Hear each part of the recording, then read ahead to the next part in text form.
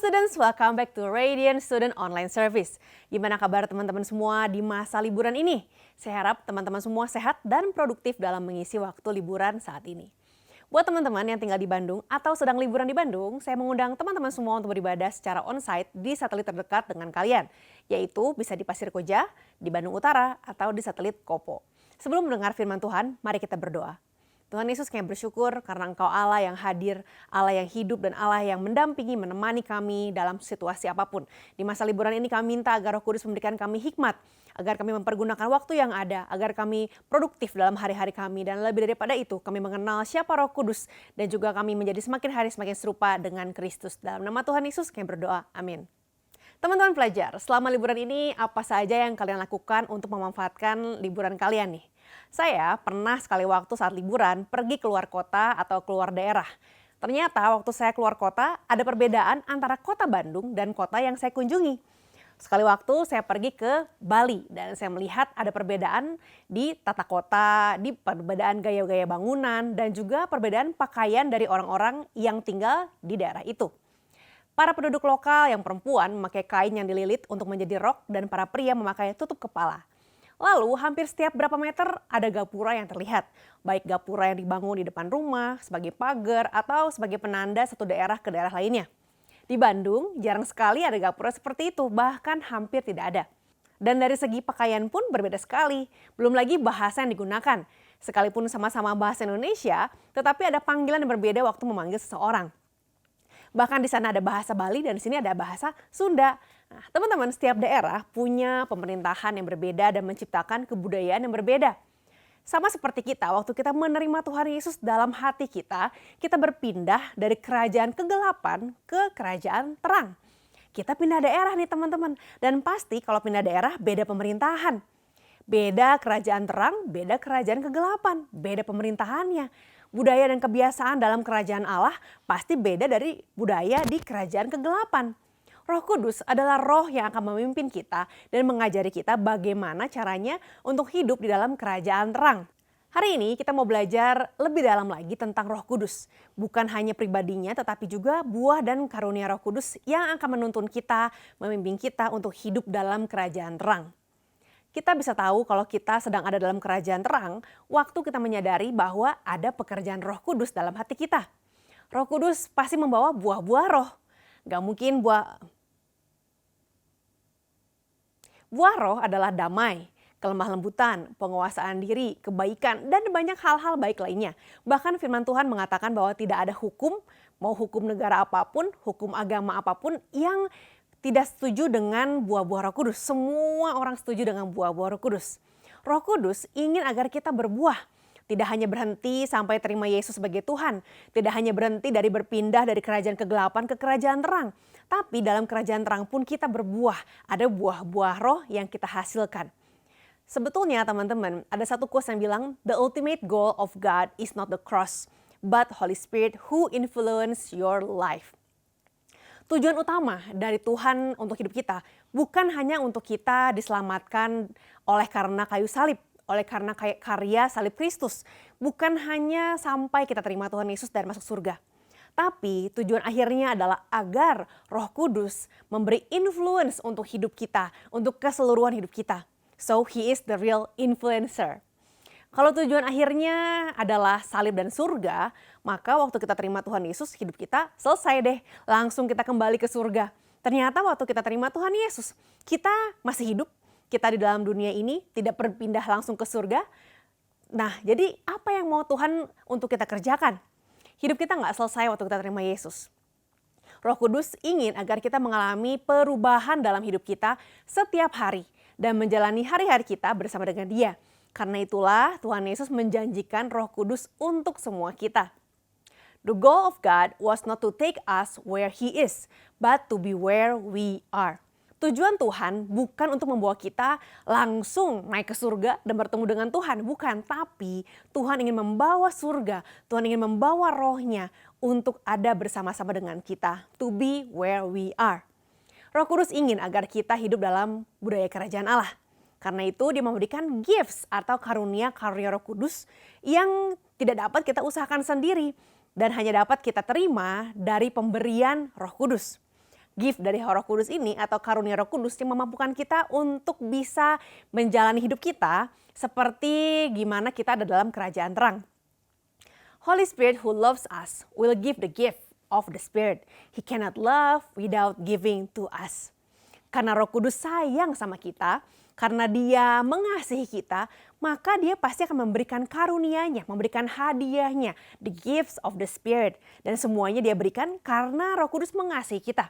Teman-teman pernah dengar kalau kita bisa memberi tanpa mengasihi, tapi kita tidak dapat mengasihi tanpa memberi. Sama juga dengan Roh Kudus. Karena Dia mengasihi kita, maka Dia memberikan karunia-Nya, memberikan hadiah-hadiah yang spesial untuk kita yang tinggal dalam kerajaan terang. Apa sih ciri-ciri kalau ini gifts dari Roh Kudus? Teman-teman mungkin bingung, ini dari Roh Kudus atau bukan ya? Teman-teman, ciri dari the gifts of the Spirit ada beberapa nih. Yang pertama, gift from the Spirit. Karunia Roh Kudus itu pasti tertib dan teratur. In order and decent. Pasti tertib, nggak akan kacau balau, atau bahkan melukai, atau bahkan melanggar peraturan. Nggak ada tuh yang namanya, wah karena saya lagi kepenuhan Roh Kudus, atau saya terima karunia Roh Kudus, maka saya melanggar peraturan. Nggak ada teman-teman. Karena Roh Kudus adalah roh yang tertib, Dia adalah roh yang teratur. Lalu yang kedua, karunia Roh Kudus pasti membawa keuntungan bagi semua orang. Bring benefit to all. Karunia Roh Kudus tidak akan merugikan seseorang. Misalnya menguntungkan buat saya, tapi merugikan buat kamu. Membuat kamu kehilangan sesuatu. Nggak akan, karena Roh Kudus pasti memberikan karunia yang membawa keuntungan bagi semua orang. Dan yang ketiga, the gift from the Spirit itu akan membangun, bukan membuat bingung. Tidak akan bring confusion. Karunia Roh Kudus akan build His people. Akan membangun kehidupan rohani kita, membangun sel grup kita, membangun teman kita. Itu akan membangun kehidupan seseorang untuk semakin hari semakin kuat di dalam Tuhan. Bukan membuat bingung. Bisa jadi waktu kita terima Roh Kudus, kalau kita belajar dari kemarin gimana kita untuk menerima baptisan Roh Kudus, ada tanda-tanda waktu kita menerima baptisan Roh Kudus. Ada manifestasi. Mungkin kita menangis, mungkin kita seperti ingin berteriak, mungkin kita seperti sedih atau merasakan emosi-emosi tertentu. Tetapi satu hal, Roh Kudus tidak akan membuat kita lepas kontrol. Perasaan-perasaan kita adalah tanggung jawab kita. Memang Roh Kudus memberikan pengaruh. Holy Spirit affect our emotions, but we control our emotions. Waktu Roh Kudus bekerja, kita bisa mengontrol emosi kita agar membawa kebaikan bagi sekitar kita. Jangan sampai kita bilang bahwa ini saya nangis-nangis, jerit-jerit sampai mengganggu ketenangan, sampai mengganggu orang yang pengen dengar khotbah karena saya kepenuhan Roh Kudus. Enggak teman-teman, Roh Kudus tidak akan membuat kita merusak suasana atau menghancurkan kehidupan orang lain. Holy Spirit is in us and we have to obey Him. Kalau Roh Kudus mengatakan agar kita membawa ketenangan, membawa kedamaian, menjadi anak-anak damai, maka itulah yang harus kita kerjakan. Jangan kita gunakan alasan waktu kita bermanifestasi sebagai alasan untuk kita membawa kebingungan atau confusion bagi sekitar kita. Karena Roh Kudus adalah roh yang tertib, roh yang membangun, dan roh yang membawa keuntungan bagi semua orang. Kita belajar tentang karunia Roh Kudus di 1 Korintus 12.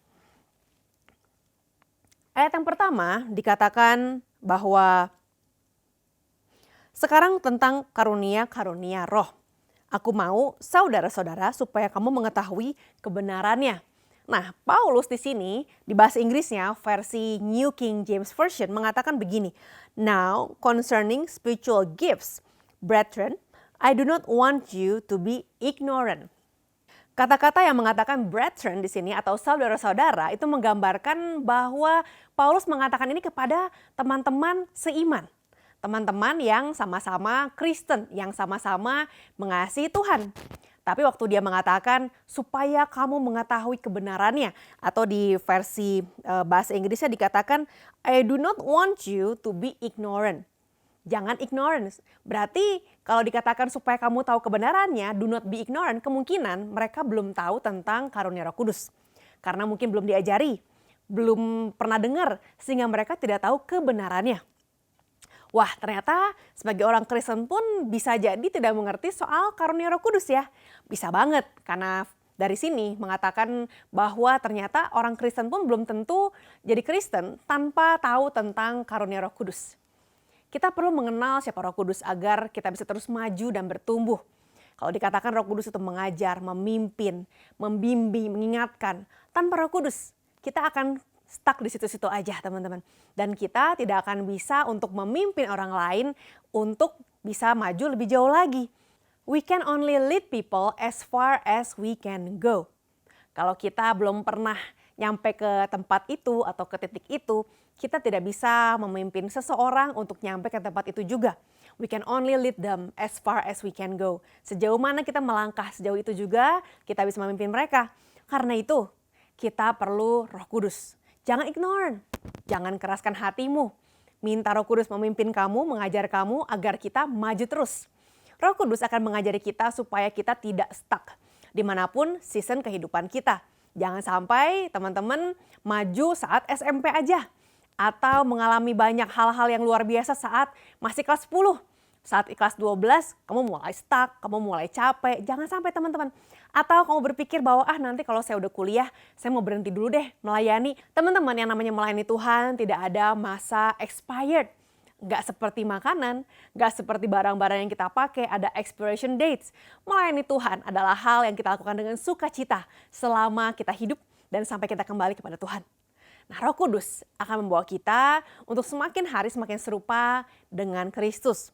Selanjutnya di ayat 1 Korintus 12 tadi dikatakan sekarang tentang karunia-karunia roh. Dan di sini Paulus mengajarkan bahwa karunia Roh Kudus itu tadinya mereka belum paham. Mereka tidak pahami.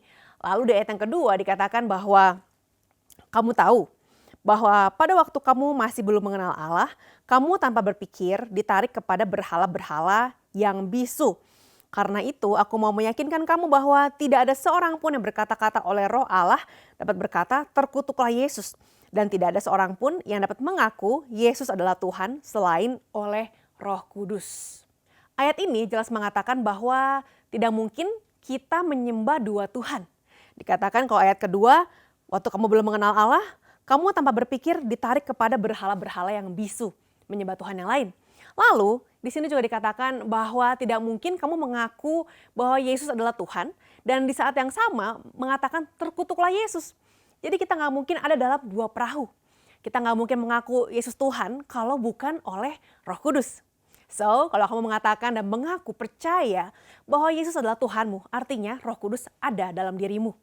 Tidak mungkin kita mengatakan Yesus adalah Tuhan, tapi hidup kita berlawanan dengan itu.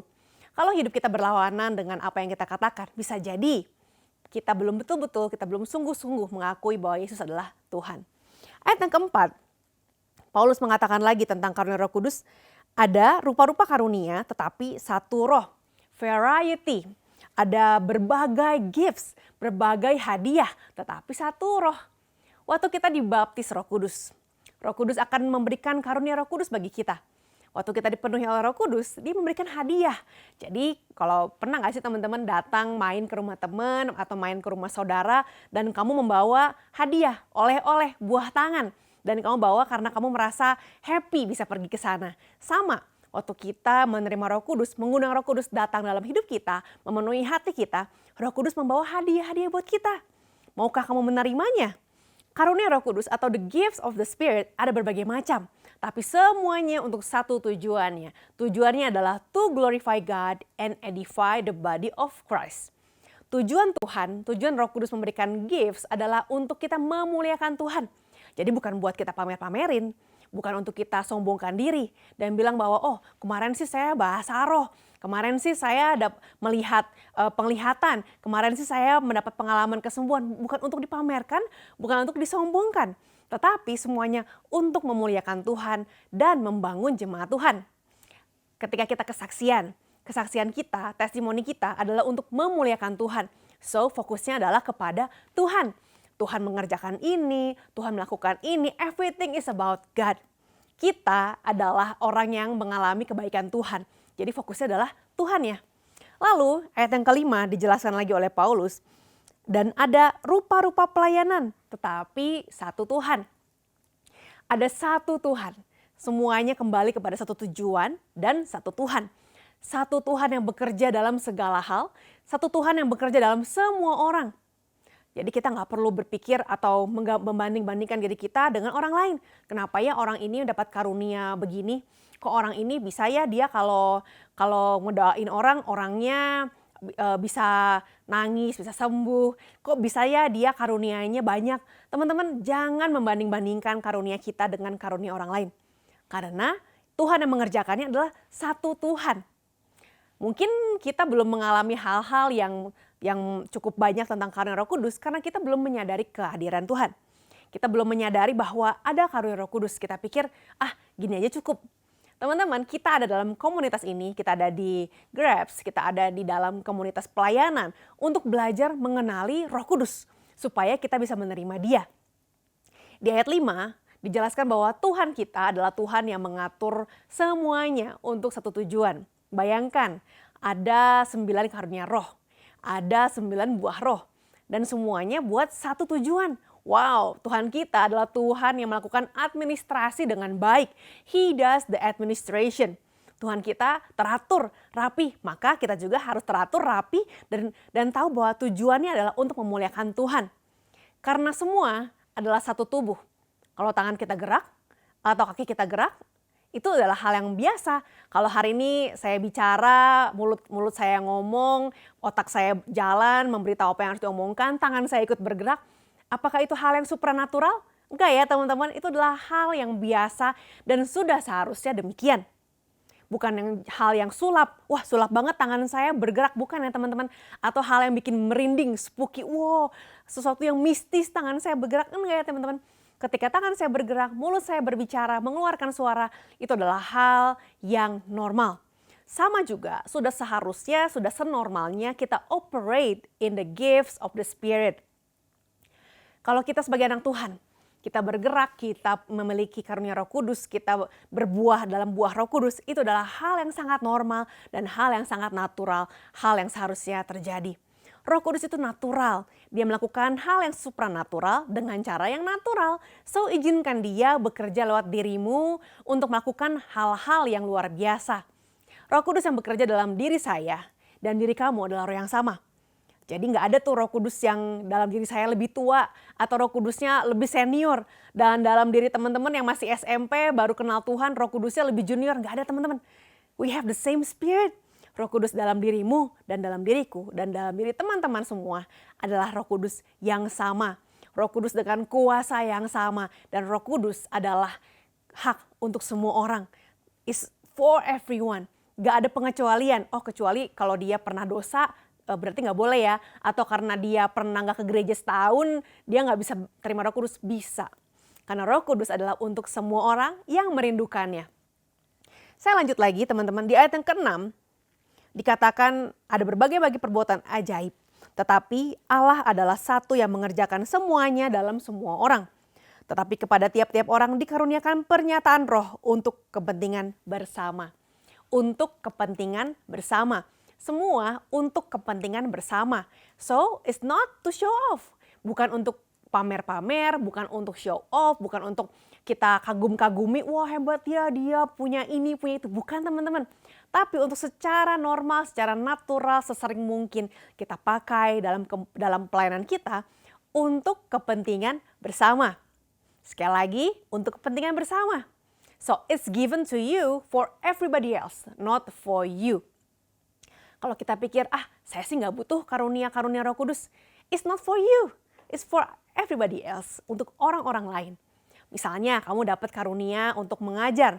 Kayaknya kalau kamu ngajar, orang-orang gampang ngerti atau kamu memang senang mengajar. Kamu enjoy waktu untuk mengajar. Karunia mengajar karena ada orang lain yang perlu diajar. Ada orang lain membutuhkan sesuatu untuk mereka pelajari. Lalu kalau kamu Tuhan berikan karunia kesembuhan, waktu kamu mendoakan, orangnya sembuh. Artinya waktu kamu dapat the gift of healing, ada orang yang perlu penyembuhan dari Tuhan. Sebetulnya orang yang mengalami manifestasi Roh Kudus tidak lebih hebat daripada orang yang tidak mengalami manifestasi Roh Kudus. Gak ada kasta, kalau dia dapat manifestasi Roh Kudus dia lebih sakti. Enggak sama sekali. Dan bahkan yang tidak bermanifestasi pun bukan berarti lebih rendah daripada orang yang bermanifestasi. Semua sama di hadapan Tuhan dan semua untuk kepentingan bersama. Semua orang yang beribadah bersama saat ini, dimanapun kamu berada, memiliki Roh Kudus dalam dirimu. Dan kamu punya karunia Roh Kudus untuk kamu bagikan bagi orang lain. Ayat yang ke-8 mengatakan, sebab kepada yang seorang roh memberikan karunia untuk berkata-kata dengan hikmat, dan kepada yang lain roh yang sama memberikan karunia berkata-kata dengan pengetahuan. Ada begitu banyak karunia Roh Kudus, tapi tetap saja pada akhirnya dikatakan bahwa semuanya dikerjakan oleh roh yang satu dan yang sama yang memberikan karunia kepada tiap-tiap orang secara khusus seperti yang dikehendakinya. Seperti yang dikehendakinya. Siapa yang ingin? Yang menginginkannya adalah Roh Kudus. Jadi waktu kita berdoa minta karunia Roh Kudus, kita jangan maksa, pokoknya aku pengen karunia berbahasa roh. Pokoknya aku pengen karunia untuk menafsirkan bahasa roh. Jangan teman-teman, karena Roh Kudus akan memberikannya sesuai dengan yang Dia inginkan. Kalau Dia lihat, wah kelihatannya kamu perlu karunia untuk menafsirkan bahasa roh. Wah kelihatannya kamu perlu karunia untuk berkata-kata hikmat. Wah kelihatannya kamu perlu untuk karunia karunia kesembuhan. It's all depend on the Holy Spirit. Karunia Roh Kudus itu apa aja sih? Karunia Roh Kudus dibagi jadi 3 kategori. Kategori yang pertama adalah kategori pewahyuan atau revelation gifts. Karunia untuk tahu sesuatu yang orang lain, orang biasa nggak tahu. Hanya orang-orang yang dengar dari Tuhan langsung aja. Teman-teman, karunia ini dibilang di ayat ke-8 disebutin pertama karena hal ini menggambarkan satu kedekatan. Kita kan cuma tahu rahasia kalau kita dekat sama orang tersebut ya teman-teman ya. Ayat yang ke-8 mengatakan kepada yang seorang roh memberikan karunia berkata-kata hikmat, dan kepada yang lain roh memberikan karunia kata-kata pengetahuan, dan kepada yang lain memberikan karunia untuk membedakan bermacam-macam roh. Di karunia ini, karunia untuk membedakan bermacam roh, untuk kata-kata pengetahuan dan juga kata-kata hikmat, kita bisa tahu sesuatu yang tidak diketahui oleh orang lain, dan bahkan mungkin sesuatu yang disembunyikan atau disimpan atau orang tersebut yang kita doakan pun mereka lupa akan hal itu. Tapi Roh Kudus bisa memberitahukannya kepada kita. Untuk apa? Untuk menolong dia. Sekali lagi, to help that people. Bukan untuk kita pamerkan dan kita bilang, woi gue sakti nih tahu masa depan, enggak ya teman-teman. Tapi itu adalah untuk menolong orang tersebut. So, walaupun kita tahu ada sesuatu dalam hidup orang tersebut, kalau Roh Kudus katakan gak usah katakan, gak usah kita katakan. Kalau Roh Kudus katakan go and tell them, beritahu dia, maka kita bisa beritahu dia. Balik lagi, semuanya untuk menolong orang lain, untuk memberkati orang lain, dan kita tunduk kepada Roh Kudus. Karunia kedua adalah action gift atau gift of power, karunia kuasa. Kalau yang pertama adalah karunia untuk reveal something, untuk membuka sesuatu yang tadinya gak kelihatan, tadinya tertutup, dibukakan oleh Roh Kudus untuk menolong seseorang. Karunia yang kedua, kategori yang kedua adalah karunia untuk membuat kita do something with power. Ada kekuatan yang hanya bisa kita dapatkan dari Tuhan. Ada hadiah dari Tuhan untuk power tersebut. Ayat yang ke-9 mengatakan kepada yang seorang, roh yang sama memberikan iman, ada karunia iman. Seperti waktu Petrus berjalan di atas air. Dan kepada yang lain, ia memberikan karunia untuk menyembuhkan. Seperti Petrus menyembuhkan orang di gerbang indah. Lalu ayat yang ke-10, kepada seorang, roh memberikan mereka kuasa untuk mengadakan mujizat. Karunia iman, karunia mujizat, karunia kesembuhan. Namanya karunia, namanya gifts. Biasanya nggak cuma satu, tapi mereka berjalan bersama-sama. Bisa jadi kita dapat karunia, 2 karunia, 3 karunia, atau bahkan lebih. Teman-teman, seseorang yang perlu kesembuhan, gak hanya kesembuhan satu hal aja. Waktu dikatakan bahwa gift of healings atau kesembuhannya gak cuma kalau sakit kepala aja, atau sakit perut aja, sakit sesuatu yang terjadi di badannya aja. Bisa jadi dia membutuhkan kesembuhan di emosionalnya, kesembuhan di masa lalunya, kesembuhan di traumanya, atau mungkin kesembuhan dari hal-hal yang dia pernah alami waktu dia masih kecil.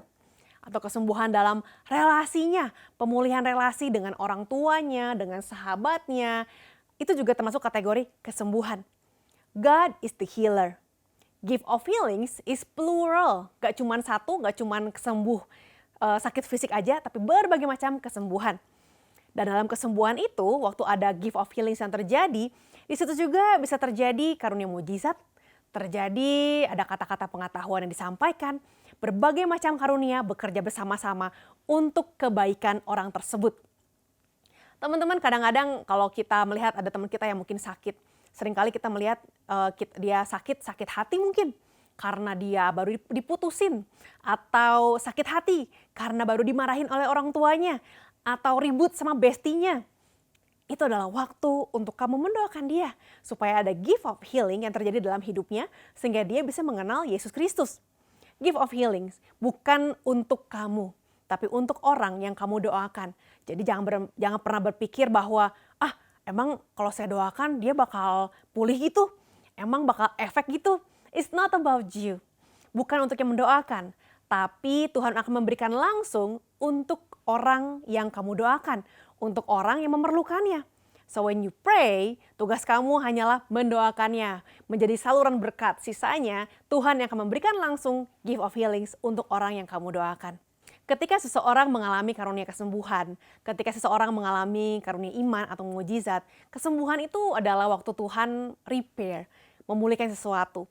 Waktu orang itu mengalami ada masalah dengan keluarganya atau dengan badannya, ada sakit, lalu Tuhan menyembuhkan, artinya Tuhan sedang repair something, sedang memperbaiki dari apa yang tadinya bagus, terus rusak, terus Tuhan betulin lagi.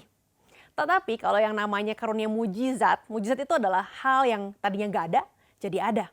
Yang tadinya mungkin mereka tidak punya kasih antara ibu dengan anak atau ayah dengan anak. Tuhan bisa memberikan mujizat sehingga ada miracle, ada kasih yang tadinya nggak ada menjadi ada. So healing and miracle dan juga karunia iman and faith akan bekerja bersama-sama. Tuhan yang mengerjakan. Jangan pikir akan beres, akan sembuh gara-gara kita. Karena bagian kita adalah mendoakan dan bagian Tuhan adalah melakukan mujizat, melakukan healing dan juga miracles. Yang ketiga, kategori yang ketiga adalah speaking gift atau karunia untuk berkata-kata. Di sini karunia ini adalah karunia di mana kita mengatakan sesuatu. Dikatakan dan kepada yang lain, ia memberikan karunia untuk bernubuat. Kepada yang seorang, ia memberikan karunia untuk berkata-kata dalam bahasa roh. Dan kepada yang lain, ia memberikan karunia untuk menafsirkan bahasa roh itu. Jadi karunia kata-kata atau speaking, ada karunia nubuat. Berkata-kata sesuatu, mendoakan seseorang untuk hal-hal yang akan datang. Lalu karunia bahasa roh, berbahasa yang lain dari bahasa yang biasa kita pakai sehari-hari. Dan juga karunia menafsirkan bahasa roh. 3 karunia yang bersifat perkataan ini adalah karunia yang memang kita perkatakan kepada seseorang. Kita perkatakan nubuatan, kita berbahasa roh, kita tafsirkan bahasa roh. Maka kita tahu bahwa setiap karunia ini tidak ada yang lebih sakti daripada yang lain. Semuanya sama dan semuanya digunakan secara natural. Seperti yang teman-teman tahu, bahasa roh bisa kita pakai untuk membangun diri kita sendiri sebelum kita melayani. Untuk memulihkan diri kita, memulihkan roh kita sebelum kita melayani kembali. Waktu kita memakai bahasa roh untuk berdoa bersama-sama, sebaiknya ada yang menafsirkan supaya tidak timbul kebingungan, supaya tidak timbul confusion. Jadi kita juga harus bijaksana kapan kita pakai bahasa roh. Kalau kita pakai bahasa roh, lebih baik kita pakai ketika kita berdoa secara pribadi. Bukan ketika kita berdoa bersama-sama, apalagi kalau kita berdoa dengan orang-orang yang petobat baru, orang-orang yang baru kenal Tuhan. Teman-teman, semua karunia Roh Kudus sifatnya adalah sementara. Kalau misalnya kita berdoa bagi seseorang yang sakit flu, lalu dia sakit flu-nya sembuh nih, pileknya sembuh. Besokannya dia kena hujanan, dia keanginan, dia kena angin malam, lalu dia flu lagi. Bisa teman-teman. Kenapa? Karena karunia Roh Kudus sifatnya adalah temporary. Lalu kalaupun misalnya dia kesandung, jatuh dari tangga, kakinya patah, sakit lagi, bisa banget. The work of God is temporary, but the fruit of the Spirit stays. Jadi ketika pekerjaan Roh Kudus sifatnya sementara, kita bisa sakit lagi. Kita bisa berhenti mengatakan bahasa roh. Kita bisa stop memberikan nubuatan. Nubuatannya berganti karena udah lewat waktunya. Seasonnya udah berganti. Yang tadinya nubuatan untuk waktu dia SMP, sekarang dia udah kuliah. Ada perubahan. Tapi kalau buah-buah Roh Kudus, the fruit of the Spirit, itu yang akan stays. Karunia Roh Kudus dengan buah Roh Kudus adalah hal yang berbeda. Karunia Roh Kudus adalah sesuatu yang diberikan buat kita, dikaruniakan, dianugerahkan. Tapi kalau buah Roh Kudus, kita menghasilkannya. Kita sungguh-sungguh bekerja untuk akhirnya menghasilkan buah-buah Roh Kudus. Dan bagi Tuhan, Tuhan lebih peduli kepada buah Roh Kudus yang dihasilkan dalam hidup kita daripada pekerjaan-pekerjaan dahsyat yang kita kerjakan untuk pekerjaan Tuhan. God concerned more about the fruit of the Spirit in you than the works that you do for God.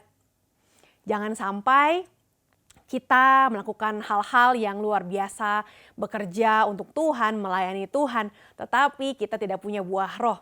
Jangan sampai setelah kita melayani, setelah kita melakukan hal-hal yang luar biasa, pulang-pulang kita ngomong kasar ke mama, kita ngomong kasar ke teman kita, pulang-pulang kita marah-marah, kita bentak-bentak orang, tidak ada pengendalian diri.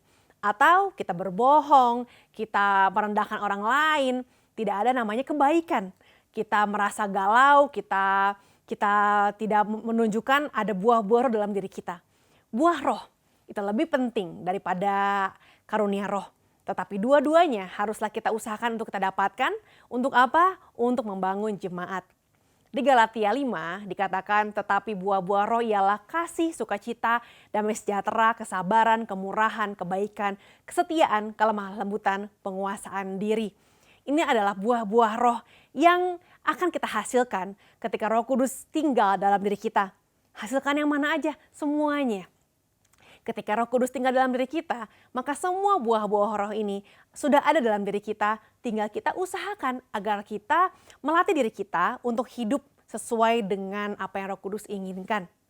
Teman-teman, hari ini saya mau ajak teman-teman bukan hanya berdoa minta karunia Roh Kudus, tapi juga minta agar Roh Kudus membuat kamu bisa berbuah. Ada buah-buah roh, ada penguasaan diri, ada kelemah lembutan, ada kebaikan, ada damai sejahtera. Mari kita sama-sama berdoa. Yang pertama saya mau ajak kalian untuk menerima Yesus sebagai Tuhan dan Juru Selamat. Dan yang kedua, kalau kamu sudah diterima Yesus, maukah kamu menerima Roh Kudus, menerima kepenuhan Roh Kudus, dan menerima karunia Roh Kudus dalam hidupmu. Mari kita berdoa. Tuhan Yesus, kami bersyukur karena Engkau Allah yang ada untuk setiap kami. Dan hari ini Tuhan, kami berdoa untuk setiap teman-teman yang rindu untuk menjadikan Tuhan Yesus sebagai Tuhan dan Juru Selamat. Kami rindu Tuhan, ada anak-anak Tuhan, ada anak-anak muda yang berpindah dari kerajaan kegelapan kepada kerajaan terang. Dan bagi setiap teman-teman yang hari ini rindu untuk menerima Yesus sebagai Tuhan dan Juru Selamat, di tempat di mana mereka berada, biar hari ini juga Engkau menjamah mereka, Engkau memeluk mereka, Engkau membawa mereka merasakan kedamaian, the divine peace yang belum pernah mereka rasakan sebelumnya. Dan mulai hari ini mereka menjadi anggota kerajaan Allah. Kami juga berdoa Tuhan bagi setiap anak-anak muda yang rindu untuk menerima baptisan Roh Kudus dan hidup dalam karunia Roh Kudus dan juga berbuah. Ada Roh Kudus yang menghasilkan buah-buah roh dalam hidup mereka. Berdoa Tuhan berikan mereka kemampuan untuk mengatakan ya kepada Tuhan dan mengatakan tidak kepada hal-hal yang bertentangan dengan firman Allah. Biar karunia Roh Kudus memampukan kami untuk membangun jemaat dan membantu orang-orang yang memerlukan bantuan. Kami terima baptisan Roh Kudus, kami terima karunia Roh Kudus. Biar pelayanan ini Tuhan menjadi pelayanan yang hidup karena ada roh yang hidup di tengah-tengah kami. Terima kasih Tuhan, dalam nama Tuhan Yesus dan saat ini jemaat Allah, angkatlah tanganmu, terimalah berkat Allah dalam nama Bapa, Putra dan Roh Kudus. Biar berkat Allah yang menjadikan kau berhasil dalam segala hal yang kau kerjakan. Diberkatilah segala hal yang engkau sedang rencanakan selama hal-hal tersebut memuliakan nama Tuhan. Maka Tuhan akan menyertai dan memberikan keberhasilan. Terimalah berkat dalam nama Bapa, Putra dan Roh Kudus. Dan semua yang sudah menerima berkat Tuhan siap berjalan dengan Roh Kudus. Sama-sama kita katakan amin. Bagi teman-teman yang rindu untuk didoakan, kamu bisa scan QR Code di bawah ini. Ada pendoa yang siap untuk mendoakan kalian. So happy weekend, God bless you.